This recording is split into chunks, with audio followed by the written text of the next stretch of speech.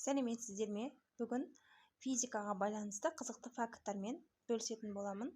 Видеоны соңына дейін қараңыздар. Бірінші, бізде кемпірқосақ қалай пайда болады? Бұл да бізде физикадағы ең қызықты жағдайлардың бірі. Жаңбырдан кейін аспанда пайда болатын кемпірқосақ табиғаттағы ең әдемі құбылыстардың бірі. Бірақ бұл сиқырлы көріністің артында нақты ғылыми заңдылықтар жатыр.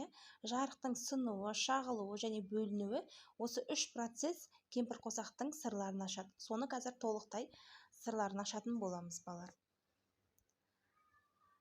Сиқырлы көрініс. Суретке де қарасаңыздар, балалар, кемпірқосақтың түстері сиқырлы көрінісі көрініп тұр. 7 түрлі түстен болатын. Кемпірқосақ адамзатты ғасырлар бойы таң қалдырып келген табиғат құбылысы. Ежелгі гректер оны құдайлар мен адамдар арасындағы көпір деп санаған.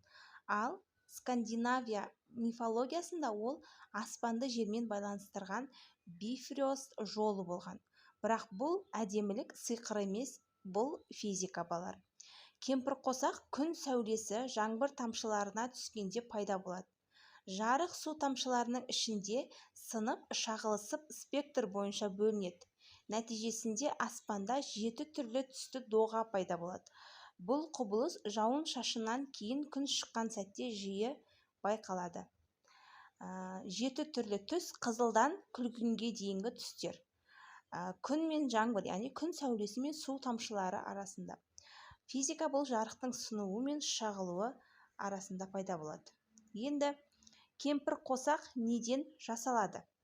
Кемпірқосақтың пайда болуы үшін екі негізгі компонент қажет, яғни күн сәулесі және су тамшылары қажет. Бұл екеуі біріккенде жарықтың күрделі оптикалық процесі іске қосылады. Бірінші, күн сәулесі. Күн сәулесі ақ жарық болып көрінгенмен, шын мәнінде ол барлық көрінетін түстерді қамтиды. Күннен жерге жеткен жарық электромагниттік толқындардың жиынтығы. Оның ішінде адам көзі қабылдайтын диапазон 380 және 700 нанометр аралығында. Ал су тамшылары, ауадағы ұсақ су тамшылары кемпірқосақтың призмалары. Әрбір тамшы жарықты сындырып, бөліп шағылыстырады. Тамшылардың пішіні шамамен сфералық болғандықтан, жарық олардың ішінде нақты бағытта шағылысады.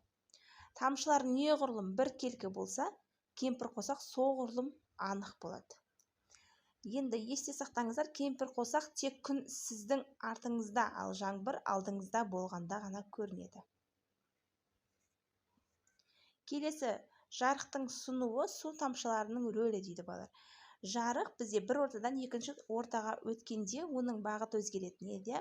Бұл құбылысты біз сыну, яғни рефракция деп аталатын тұғын. Су тамшысына түскен күн сәулесі ауадан суға өткенде баяулап, бағытын өзгертеді. Бұл процесс кемпірқосақтың пайда болуының бірінші қадамы. Міне қараңыздар, суретке. Кіру, яғни сыну, екіншісі ішкі шағылысу, шығу, үшіншісі, яғни екінші сыну. Келесі. Бұл суретте, балалар, сынудың бұрышы жарықтың толқын ұзындығына байланысты болып тұр, яғни қысқа толқындар болып тұр. Көк, күлгін. Ұзақ толқындар, ұзын толқындар қызыл, сары. Қарағанда күштірек сынады. Осы айырмашылық түстердің бөлінуіне негіз болады. Сынудың заңын алғаш рет 17 ғасырда голландиялық математик Виллеброрд Снейлюс сипаттаған, балалар. Енді, балалар, бізде шағылу, яғни жарықтың ішкі шағылуы. Шағылу бізде су тамшысының ішінде жарық тек бір рет салынбайды, сынбайды, ол тамшының ішкі бетіне толық ішкі шағылу арқылы қайтады.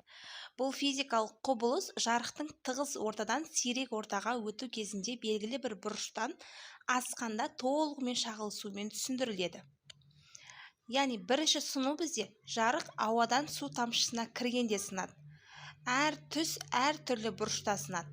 Бұл спектрдің алғашқы бөлінуін тудырады. Ал ішкі шағылу тамшының артқы бетіне жеткен жарық ішкі жағына шағылысады. Бұл процесте жарық тамшының ішінде бұрылып, кері бағытқа қарай қайтады. Ал екінші сыну бізде жарық тамшыдан шыққанда тағы да сынады.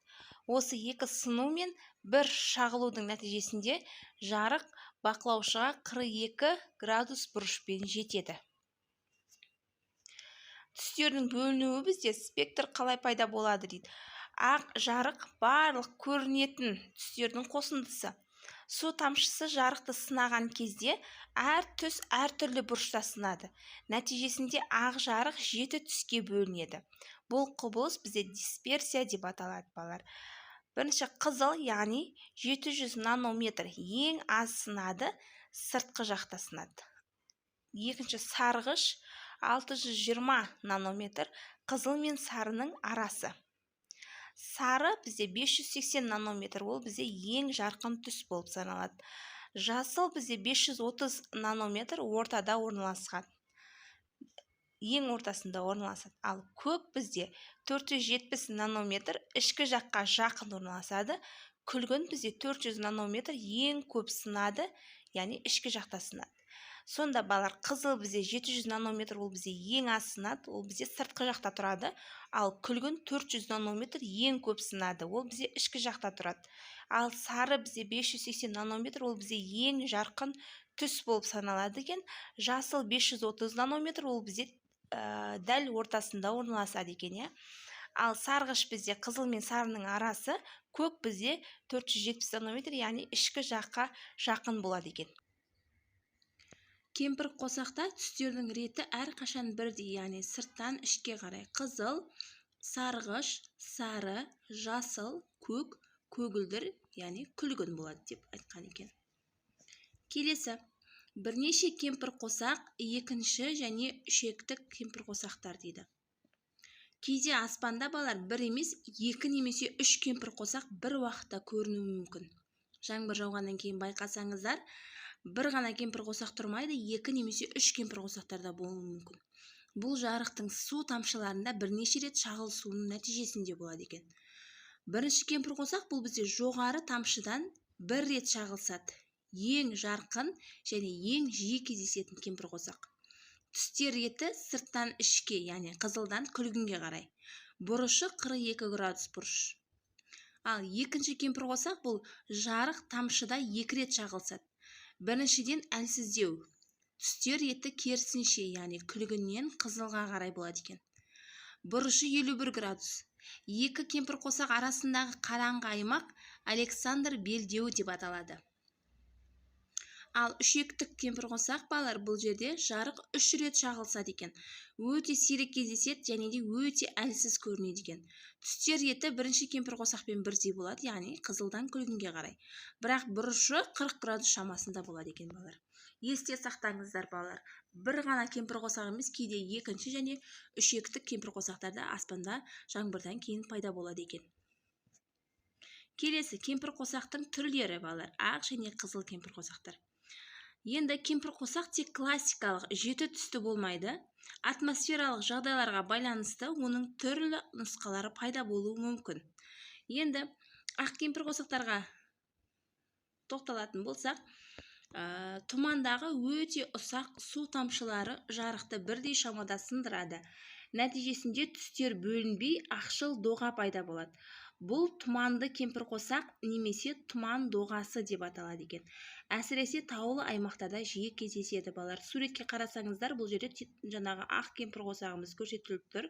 Яғни тұманды кемпір қосағымыз. Бұл кемпір қосақты көбінесе біз байқаймыз таулы жерлерде, яғни тауға жақын жерлерге қарасаңыздар, осындай ақ кемпір қосақтарды байқайсыздар. Келесі қызыл кемпір қосақ күн батқанда немесе таңертең жарық атмосфераның қалың қабатынан өтіп, қысқа толқындар, яғни көк жасыл шашырайды екен. Тек ұзын толқындар қызыл, сарғыш сақталады. Нәтижесінде кемпір қосақ қызыл реңкке ие болады. Бұл әсіресе тропикалық аймақтарда жиі байқалады екен балар. Көбінесе біз бұл кемпір қосақты байқамаймыз. Мен де бұндай кемпір қосақты әлі байқамаппын. Тек ақ кемпір қосақты көргенмін, қызыл кемпір қосақты әлі көрмеппін. Если сіздер көрген болсаңыздар, комментарийға жазып кетіңіздер, қай жерде көрдіңіздер. Көбінесе тропикалық аймақтарда жиі байқалады деген екен. Қыдырып барған болсаңыздар, тропикалық аймақтарға сол жерде байқаған болсаңыздар, комментарийға жаза кетіңіздер. Келесі, кемпірқосақ мифтері мен аңыздары. Енді кемпірқосақ жайлы мифтер және де аңыздарға тоқталайық. Ғылым кемпірқосақтың физикасын түсіндіргенше адамдар оны мифтер мен аңыздар арқылы түсіндіруге тырысқан. Әр мәдениетте кемпірқосақ ерекше мағынаға ие болған. Бірінші, ежелгі Грекияда Ирида кемпірқосақ құдайы, Зевс пен адамдар арасындағы хабаршы, кемпірқосақ аспан мен жерді байланыстыратын жол деп ойлаған екен. Екінші, Скандинавияда Бифрост аспандағы отты көпір, яғни Асгардты, құдайлар мекенін, Мидгард пен адамдар әлемін байланыстырады деген екен. Оны тек құдайлар мен батырлар көре алады деген екен. Келесі, Ирландияда лепрекон кемпірқосақтың соңында алтын қазынасын жасырған. Кемпірқосаққа жеткен адам байлыққа ие болады деген аңыз бар екен. Келесі, төртінші, қазақ фольклоры кемпірқосақ халықтың белгісі, жақсылықтың белгісі, жаңбырдан кейінгі үміт пен жаңару символы. Халық оны Аллахтың дұғасы деп те атаған екен. Қызықты аңыздар екен, Енді балалар қорытындылайық. Табиғаттың ғажайыптары кемпірқосақ. Кемпірқосақ физика мен поэзияның тоғысу нүктесі. Жарықтың сынуы, шағылуы және дисперсиясы. Осы үш қарапайым процесс біріккенде аспанда ең керемет көріністердің бірі туындайды. Ғылым бойынша сыну, шағылу, дисперсия кемпірқосақтың үш тірегі. Ал өнер бойынша 7 түс, 42 градус бұрыш, миллиондаған тамшы табиғаттың шедеврі. Ал сиқыр бойынша әр кемпірқосақ бірегей, ешқашан дәл солай қайталанбайды екен. Кемпірқосақты түсінген адам табиғаттың сұлулығын одан да тереңірек сезінеді. Ғылым сиқырды жоймайды, оны тереңдетеді екен балалар. Осымен кемпірқосақ туралы қызықты факттермен бөлістім. Сұрақтарыңыз болса комментарийға жаза кетіңіздер. Кемпірқосақты қорытындыладық. Сыну, шағылу, дисперсия осы ғылымдар бойынша кемпірқосақты физика тілінде нақты сіздерге зерттеп айтып беріне. Өнер бойынша 7 түс, яғни қызылдан күлгінге дейінгі 42 градус бұрыш, яғни миллиондаған тамшы табиғаттың шедеврі туралы айттық. Енді әр кемпірқосақ бірегей, ол жалғыз, ол қайталанбайды, яғни ешқашан дәл солай қайталанбайды екен. Осымен кемпірқосақ туралы қызықты факттермен бөлістім. Сұрақтарыңыз болса комментарийға жазып сұрасаңыздар болады.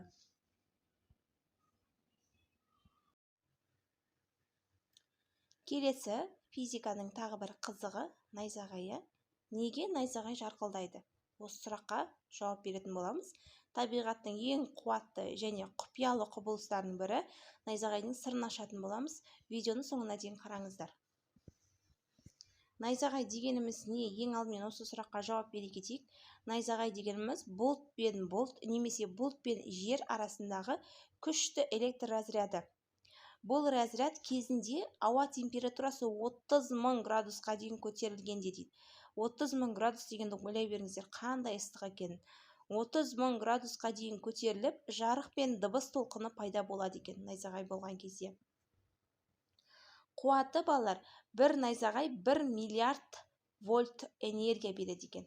Ал температура күн бетіне қарағанда 5 есе ыстық болады екен балалар. Бұлттардағы электр зарядтарының пайда болуы найзағайдың бастапқы себебі бұлт ішіндегі мұз кристалдары мен су тамшыларының соқтығысуы. Бұл соқтығыстар электр зарядын тудырады екен. Бірінші, бұлт қалыптасады. Бұл ылғалды ауа жоғары көтеріліп, суық қабатта конденсацияланады. Екінші, бөлшектер соқтығысады. Мұз кристалдары мен су тамшылары бір-бірімен үйкеліседі. Үшінші, заряд пайда болады. Үйкеліс нәтижесінде электрондар бөлініп, электр өрісі қалыптасады. Енді оң және теріс зарядтардың бөлінуі балалар. Бұлт ішінде зарядтар біркелкі таралмайды. Жоғары бөлігінде оң зарядтар жиналады, ал ортаңғы бөлігінде теріс зарядтар шоғырланады. Жер беті де теріс зарядқа жауап ретінде оң зарядқа ие болады дейді. Есте сақтаңыздар, бұл зарядтардың айырмашылығы найзағайдың негізгі себебі. Суретке қарасаңыздар, бұлттың 3 қабаты, яғни жоғарғы қабат оң зарядтар плюс болып тұр, ортаңғы қабат теріс зарядтар минус болып тұр, төменгі қабат аз мөлшерде оң зарядтар плюс болып тұр, ал соңғы жер беті, яғни оң зарядтар плюс болып тұр. Бұл оң және теріс зарядтардың бөлінуі. Келесі, жер мен бұлт арасындағы кернеудің өсуі дейді. Балалар, қараңыздар, заряд бөлінуі бұлттың төбесінде плюс, яғни түбінде минус болып тұр. Ал өткізгіштік пайда болуы ауа сыну кернеуі меншіктеледі. Ал өріс күшеюі бұлт пен жер арасындағы электр өрісі артады, яғни зарядтар жиналған сайын бұлт пен жер арасындағы электр өрісі күшейеді. Ауа әдетте электр тоғын өткізбейді, бірақ кернеу 100-300 миллион вольтқа жеткенде ауа молекулалары иондалып электр өткізгішіне айналады. Осы сәтте разряд басталады. Яғни осы сәтте найзағай болады деген сөз. Келесі, электр разряды найзағайдың қалыптасуы.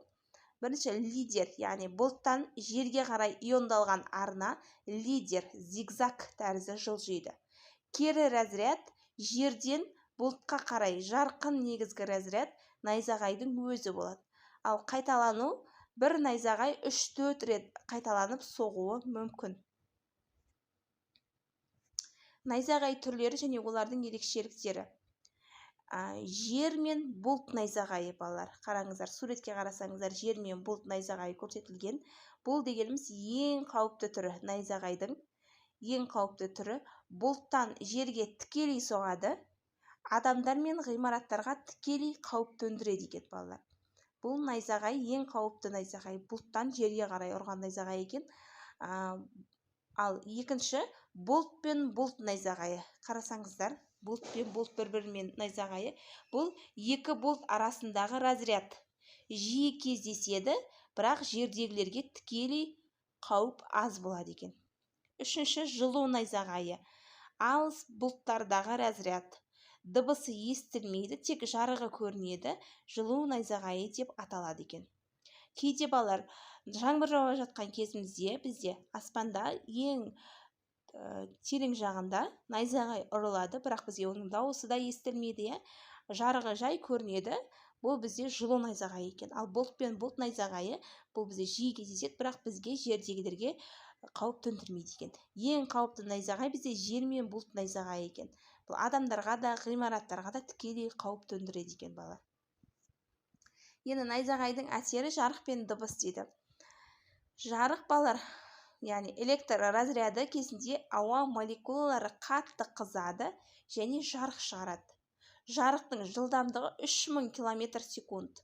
Сондықтан 300 000 км/секунд. Сондықтан оны біз бірден көреміз. Жылдамдығы жоғары болып тұр, 300 000 км/секундына. Сондықтан біз оны бірден байқап көреміз. Ал дыбыс ауаның кенет кеңеюі дыбыс толқынын тудырады. Дыбыс жылдамдығы 340 метр/секундына. Жарық пен дыбыс арасындағы уақыт айырмасы арқылы найзағайдың қашықтығын есептеуге болады екен. Әр 3 секунд сайын шамамен 1 километр қашықтықта болады екен. Енді балалар, найзағайдан қорғанудың шаралары туралы айта кетейік. Найзағай ұрған кезде балалар, ең алдымен сыртта жүрсеңіздер, үйге ішіне кіру керек. Найзағай кезінде ғимарат ішінде немесе автомобильде болыңыз дейді. Терезелерден алыс тұрыңыз дейді. Екінші, ағаштан аулақ болыңыздар. Жалғыз тұрған ағаштар найзағайды тартады. Олардың астына жасырынбаңыздар дейді. Ешқашанда найзағай ұрып жатқан кезде ағаштың түбіне жасырынбаймыз. Ешқашан найзағай ұрған кезде телефонды қолданбаймыз. Электроникадан алыс дейді. Телефон, компьютер және металл заттардан аулақ болыңыз. Найзағай электр желілері арқылы таралуы мүмкін дейді. Жаңа айтқандай, найзағай ұрып жатқан кезде ешқашан телефонды қолданбаңыздар. Және де найзағай ұрып жатқан кезде ешқашан найзағайды суретке түсірмеңіздер. Өздеріңізде найзағай ұрып жатқан кезде суретке түспеңіздер. Телефонның жаңағы телефонда суретке түсірген кезде камера арқылы найзағай бір-бірін тартып алуы мүмкін, иә, сіздерге тоқ ұруы мүмкін деген сияқты. Келесі, судан шығыңыз дейді. Егер сіз найзағай ұрып жатқан кезде судың астында болсаңыз, су электр тоғын жақсы өткізеді. Найзағай кезінде бассейн, көл немесе теңізден жүрсеңіз, міндетті түрде шығуыңыз керек. Келесі, қорытындылайық балалар. Ең алдымен бұлт қалыптасады, ылғалды ауа жоғары көтеріліп, мұз кристалдары мен су тамшылары пайда болады. Екінші, зарядтар бөлінеді, үйкеліс нәтижесінде оң және теріс зарядтар бұлттың әртүрлі қабаттарында жиналады. Үшінші, кернеу өседі. Бұлт пен жер арасында электр өрісі 100-300 миллион вольтқа дейін жетеді екен. Ал разряд болады, ауа иондалып, электр тоғы өтіп, найзағай жарқырап, күркіреу дыбысы шығады екен. Найзағай балалар, табиғаттың керемет электр машинасы, оны түсіну қауіпсіз болудың кілті балалар.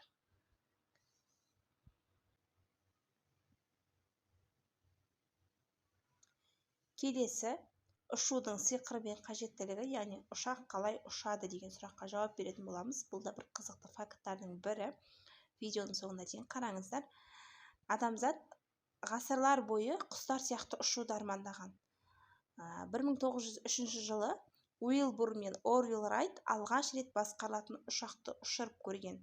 Бүгінде авиация миллиондаған адамды жалғастыратын, экономиканы қозғайтын және әлемді жақындататын маңызды салалардың бірі.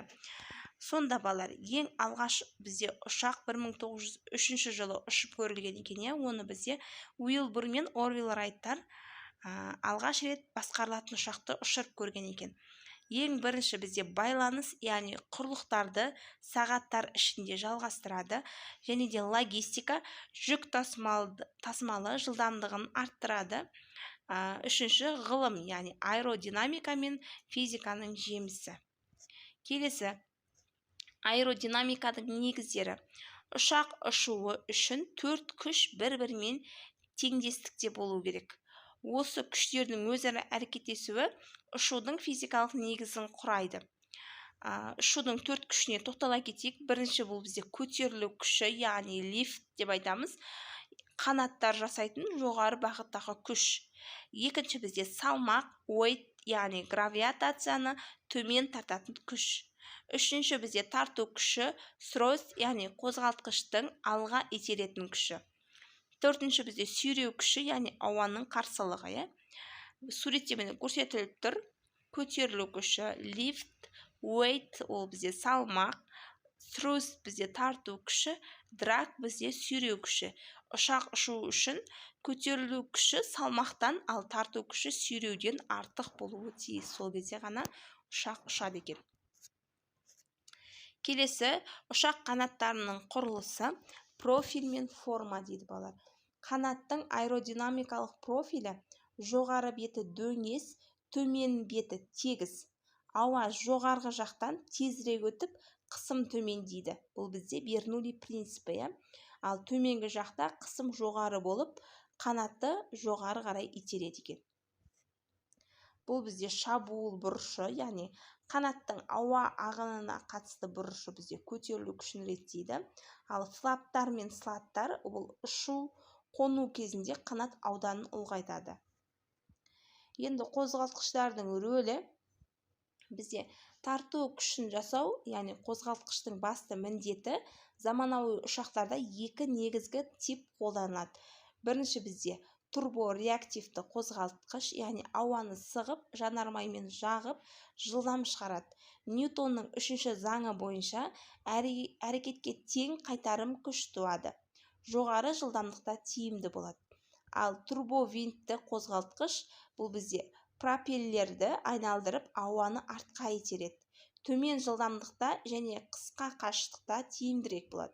Аймақтық рейстерде кеңінен қолданылады. Ал бізде отынның тиімділігі, заманауи қозғалтқыштар 20-30%-ға аз отын тұтынады. Яғни Геникс және Лип сияқты жаңа буын қозғалтқыштар шу деңгейін де азайтып тұрады екен. Ұшақты басқару жүйелері. Ұшақты балалар 3 ось бойынша басқарады екен. ұшақ кеңістікте 3 бағытта қозғалады екен. Пилот осы осьтерді рөлдер арқылы басқарып отырады екен. Бірінші ось ол бізде тангаж, пич, яғни горизонталь руль болып саналады екен. Ол бізде мұрынды жоғары, төмен бағыттайды екен. Ал екінші бізде крен, яғни элерондар қанат ұштарында орналасып, ұшақты оңға және солға еңкейтеді екен. Ал үшінші бізде бағыт, яғни тік руль болады екен. Ол бізде ұшақты оңға және солға бұрады екен. Келесі ұшудың кезеңдері. Әрбір рейс 5 негізгі кезеңнен тұрады екен. Пилоттар мен диспетчерлер осы кезеңдердің әрқайсысында нақты процедураларды орындайды. Яғни бірінші ұшу, ол жылдамдық жинау, көтеру күшінің артуы. Ал екінші көтерілу, биіктікке шығу, маршрутқа шығу. Үшінші крейсерлік ұшу. Бұл бізде тұрақты биіктікпен жылдамдықты ұстап отыру. Ал қонатын кезде бірінші төмендеу, биіктікті азайту, аэропортқа жақындау. Ал бесінші бізде қону, яғни жылдамдықты азайту, тегіс тоқтау болады екен. Крейсерлік биіктік әдетте 9000-12000 метр аралығында болады екен. Бұл отын үнемдеуге және ауа райы бұзылыстарының аулақ болуға мүмкіндік береді. Келесі қауіпсіздік шаралары, яғни инновациялар. Бірінші техникалық тексеру. Әрбір ұшақ ұшудан бұрын міндетті тексеруден өтеді. Ірі жөндеулер белгіленген сағат санынан кейін жүргізіледі. Екінші, диспетчерлік бақылау, яғни ауа кеңістігін диспетчерлер үздіксіз бақылайды. Ұшақтар арасында қауіпсіз қашықтық қатаң сақталады. Үшінші, автопилот жүйесі. Заманауи ұшақтар ұшудың 90%-ын автопилотпен орындайды. Пилот бақылауды қолынан жібермейді. Апаттан қорғаныс, яғни оттегі маскалары, құтқару жилеттері, эвакуация жолдары, әрбір жолаушыға міндетті нұсқаулық беріледі. Енді болашақтың авиациясы, яғни жаңа технологиялар. Авиация саласы жылдам дамып, экологиялық таза шешімдерге бет бұруда. Бірінші, электр ұшақтары, яғни қысқа қашықтықтарға арналған нөлдік эмиссия. Сутегі отыны тек су буын шығарады, яғни климатқа зиянсыз. Дыбыстан жылдам ұшу, яғни бум суперсоник, жаңа буын ұшақтарын жасауда. Жасанды интеллект, яғни автопилот жүйелерін жетілдіреді, қауіпсіздікті арттырады.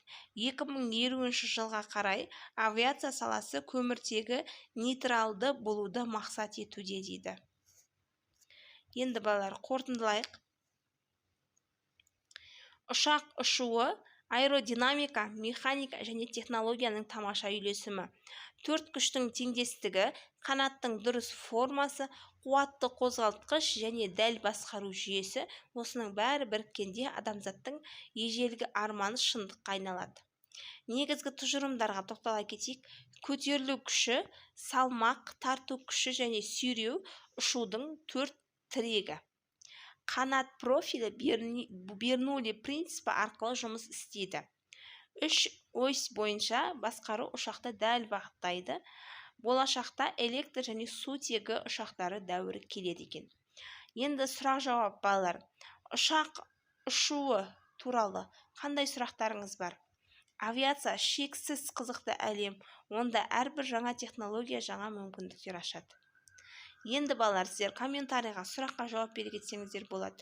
Ұшақ ұшуы туралы қандай сұрақтарыңыз бар?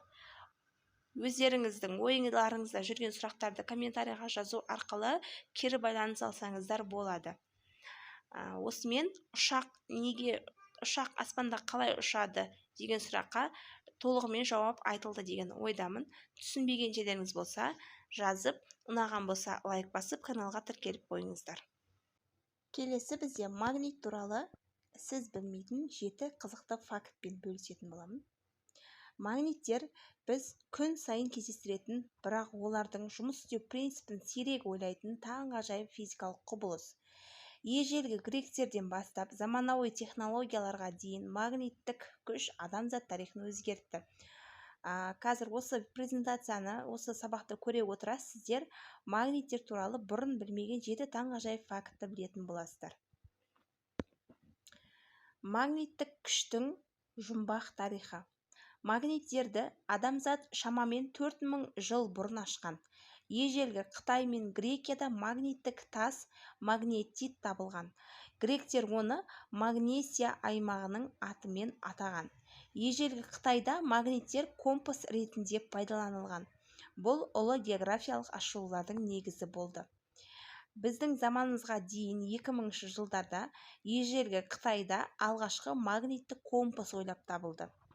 Ал екінші, біздің заманымызға дейін 600 жылдарда грек философтары магниттік тасты зерттеді.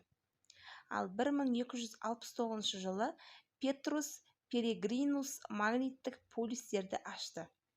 Ал төртінші, 1820 жылы Эрстед электр тоғы мен магнетизмнің байланысын дәлелдеген. Жердің өзі үлкен магнит. Ол қалай жұмыс істейді? Жер планетасының ішкі ядросы сұйық темір мен никельден тұрады, және ол үздіксіз қозғалыста болады. Бұл қозғалыс электр тоғын туғызып, планетаның айналасында магнит өрісін қалыптастырады. Жердің магниттік полюстері географиялық полюстерден сәл ауытқиды. Бұл компастың солтүстік дәл көрсетпеуінің себебінен. Жердің магнит өрісі бізді күн желі мен ғарыштық радиациядан қорғайды. Ол магнитосфера деп аталатын қорғаныш қабатын жасайды. Ол болмаса жер бетіндегі тіршілік мүмкін болмас еді. Жердің магниттік полюстері әрбір 200-300 мың жылда бір рет орын ауыстырады. Соңғы рет 780 мың жыл бұрын болған екен. Енді біздің күнделікті өмірде магниттер қай жерде кездестіреміз? Соны қазір талдайтын боламыз. Сіздер оны былай шын өмірде қолдана бермейсіздер. Магниттер біздің үйімізде, жұмысымызда және қалтамызда күн сайын ондаған рет кездеседі. Ал сіздер оны байқамайсыздар. Жаңа қолдана бермейсіздер дегеніміз, ол сіздер байқамайсыздар деген келген еді. Көптеген адамдар оларды байқамайды. Бірақ магниттер заманауи өмірдің ажырамас бөлігі болып табылады. Бірінші, электроникада, яғни смартфондар, ноутбуктар және планшеттер барлығында магниттік датчиктер, динамиктер және қатты дискілер бар. Яғни сіздердің ұстап отырған, қазір осы видеоны қарап отырған телефондарыңыздың өзінде магниттік датчиктер, динамиктер және дискілер бар. Ал олар болмаса, сіздер бұл видеоны қарай алмас едіңіздер, телефон ұстай алмас едіңіздер, ноутбуктар, планшеттер ұстай алмас едіңіздер. Келесі, тұрмыстық техникада, яғни тоңазытқыш есіктері, микротолқынды пештер және кір жуғыш машиналар магниттерсіз жұмыс істемейді. Яғни тоңазытқыштың есігі ашып жапқан кезімізде магнит арқылы ашылып жабылады.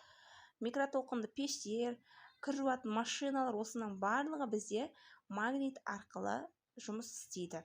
Олар болмаса бізде жаңа тұрмыстық техникаларымызды қолдана алмайтын едік. Келесі, банк карталары. Дебеттік және кредиттік карталардың артқы жағындағы магнит жолақ ақпарат сақтайды. Яғни, сол магниттік жолақ арқылы біз оны қолданамыз. Келесі, автомобильдер, электр қозғалтқыштары, генераторлар және датчиктер заманауи көліктерде 100-ден астам магнит бар деген сөз. Біз оны білмейміз, автомобильдерде 100-ден астам магнит бар деген сөз балар. Келесі, 170+ таңғажайып қолданыстары. Медицинадан өнеркәсіпке дейін магнит қолданылады балар. Магниттердің қолданыс аясы таң қалдырады. Медициналық диагностикадан бастап ғарыштық зерттеулерге дейін. Зерттеушілер магниттердің 170-ден астам қолданыс саласын анықтаған. Соларды жаңа айта кеттік, енді тағы да айта кетейік. Медицинада, яғни МРТ аппараттары магнит өрісін пайдаланып, дене ішіндегі бейнелерді алады. Магниттік терапия ауырсыну мен қабынуды азайтады. Келесі балар өнеркәсіпте, яғни магниттік сепараторлар металдарды бөліп алады. Электр қозғалтқыштары мен генераторлар барлық өнеркәсіпте қолданылады. Келесі ғылым бөлшектер үдеткіштері, суперөткізгіш магниттерді пайдаланады. Магниттік микроскоптар нанометрлік деңгейде зерттеуге мүмкіндік береді. Келесі ғарышта, яғни ғарыш кемелерінде магниттік жүйелер бағдарлау мен стабилизация үшін қолданылады. Күн жерінен қорғаныс магнитосфера арқылы жүзеге асады балар. 170-тен аса қолданыс саласы бар, яғни магниттердің ғылымдағы барлық қолданыс салалары: МРТ күші, заманауи МРТ аппараттарының магнит өрісінің күші, 60% энергия үнемдеу, магниттік қозғалтқыштар дәстүрлі моторларға қарағанда үнемдейді. Келесі магнит өрістері мен тірі ағзалар неліктен маңызды дейді балар. Көптеген тірі ағзалар магнит өрісін сезіне алады. Бұл құбылыс магниторецепция деп аталады. Құстар, балықтар, тасбақалар және тіпті кейбір бактериялар жердің магнит өрісін навигация үшін қолданады. Мысалы, көші-қон кезінде құстар магниттік картаны пайдаланып мыңдаған шақырымды адаспай ұшады. Адам миы да магнит өрісіне реакция береді. Зерттеулер көрсеткендей, магнит өрісінің өзгеруі адамның биологиялық ырғағына, ұйқы сапасына және тіпті көңіл күйіне әсер етуі мүмкін. Күшті магнит өрістері адам денсаулығына зиян тигізуі мүмкін.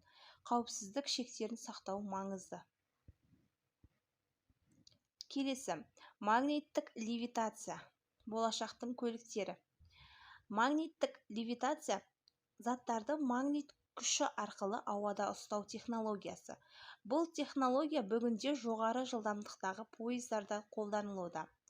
Жапонияның СК Maglev пойызы сағатына 603 шақырым жылдамдықпен жүре алады екен. Бұл әлемдік рекорд. Бірінші, магниттік тебілу. Бірдей полюстер бір-бірін тебеді. Пойызды рельстен жоғары көтереді. Екінші, үйкеліссіз қозғалыс. Рельспен жанаспайтын пойыз үйкеліссіз жылдам жүре алады. Үшінші, энергия үнемдеу. Дәстүрлі пойыздарға қарағанда 30% аз энергия жұмсайды екен.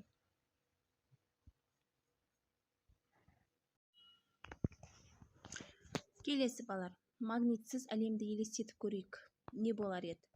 Магниттер болмаса, заманауи өркениет мүлдем басқаша болар еді.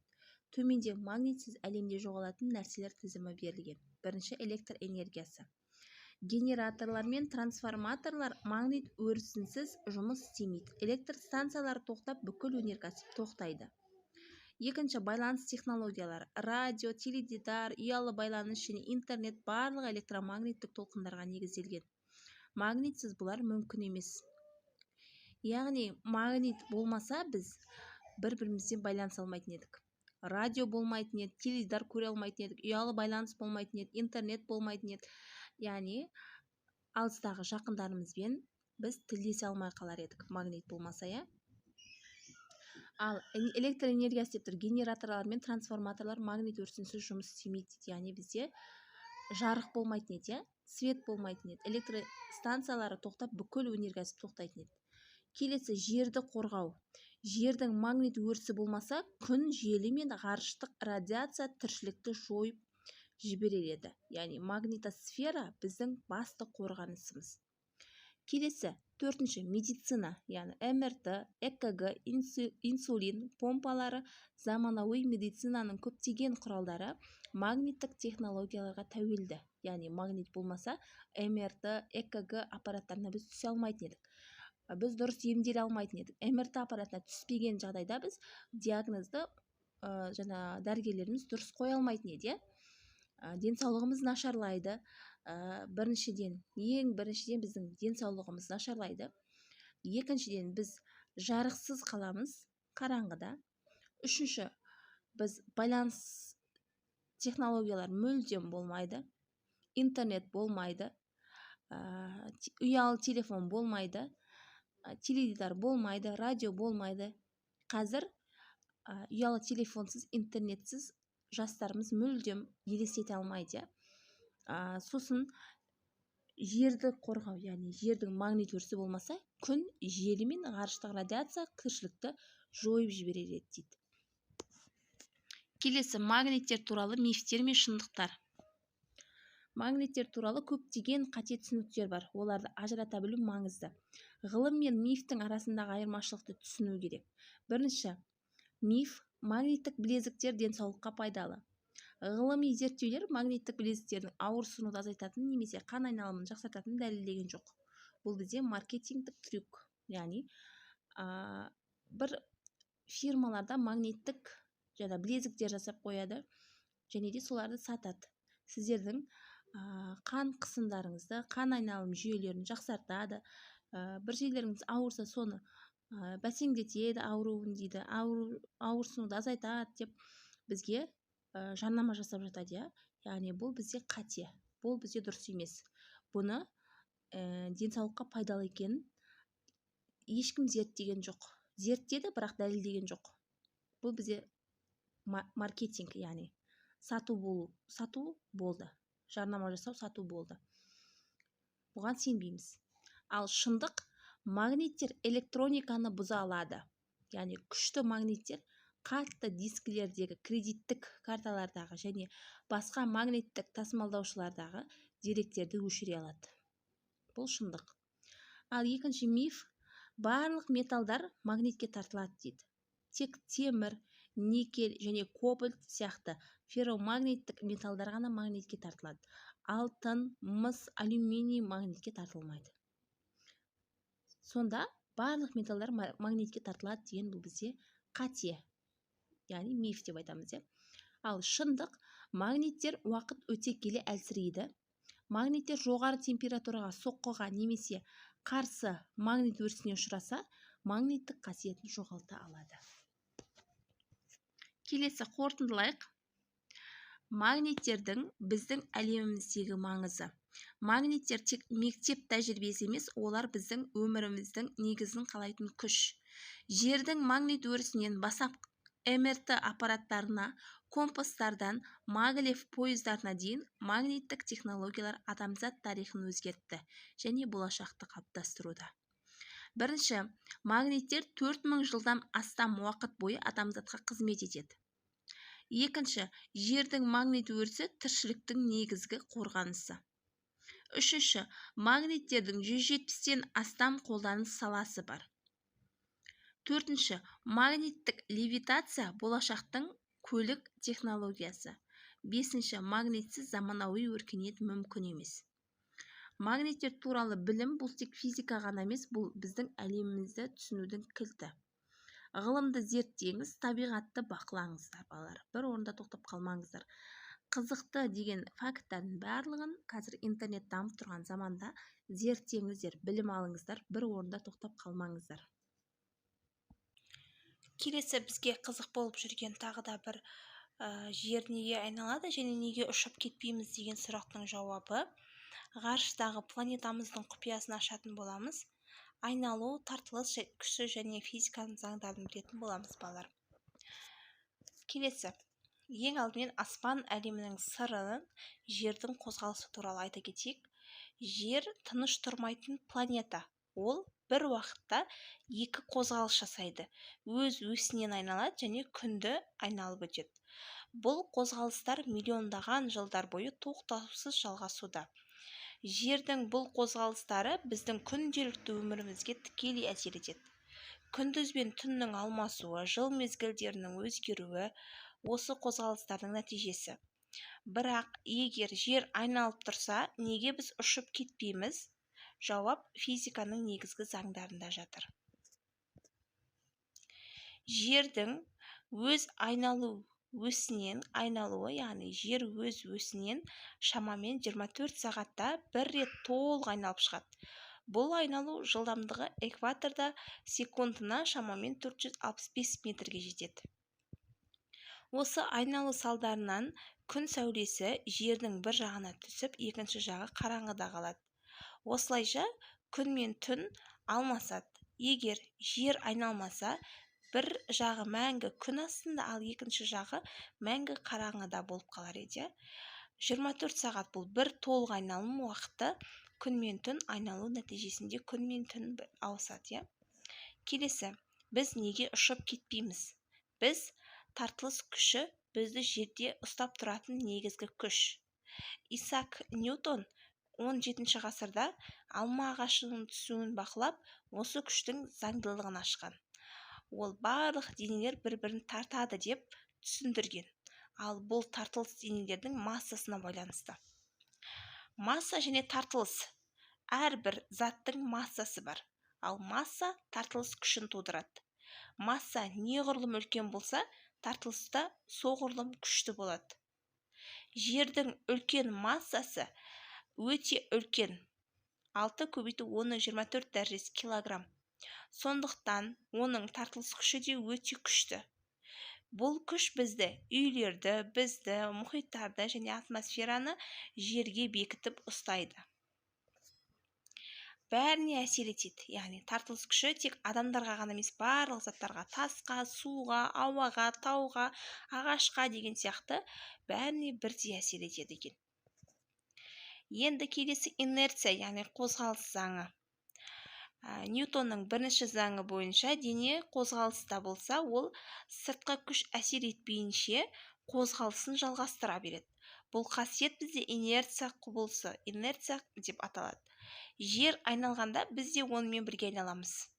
Біздің денелеріміз жердің қозғалысына бейімделген. Сондықтан айналу бізге сезілмейді. Мысалы, пойызда отырғанда пойыз тоқтамайынша біз де, сіз де онымен бірге қозғаламыз, Пойыз тоқтаған кезде ғана тоқтаймыз. Енді келесі айналу мен тартылыс күшінің тепе-теңдігі дейді. Жердің айналуынан центрифугалық күш туындайды. Ол денелерді сыртқа қарай итеруге тырысады. Алайда бұл күш жердің тартылыс күшінен әлде қайда әлсіз болады. Тартылыс күші центрифугалық күштен шамамен 300 есе күшті. Сондықтан тартылыс күші басым болып, бізді ғарышқа ұшып кетуімізді қамтамасыз етеді екен. Енді осы бойынша қарасаңыздар, суретте мына жерде көрсетілген. Ось бойымен ішке қарай, ал жоғары тартылыс ось бойымен сыртқа қарай және төмен тартылыс болып тұр. Енді центрифугалық сыртқа итергенде бұл әлсіз, тартылыс ішке тартады, бұл күшті, баланс айналу мен тартылыс, ал жерді қалу бұл тартылыс жеңеді деген сөз. Екі күштің бұл тепе-теңдігі жердің өмірдің негізі.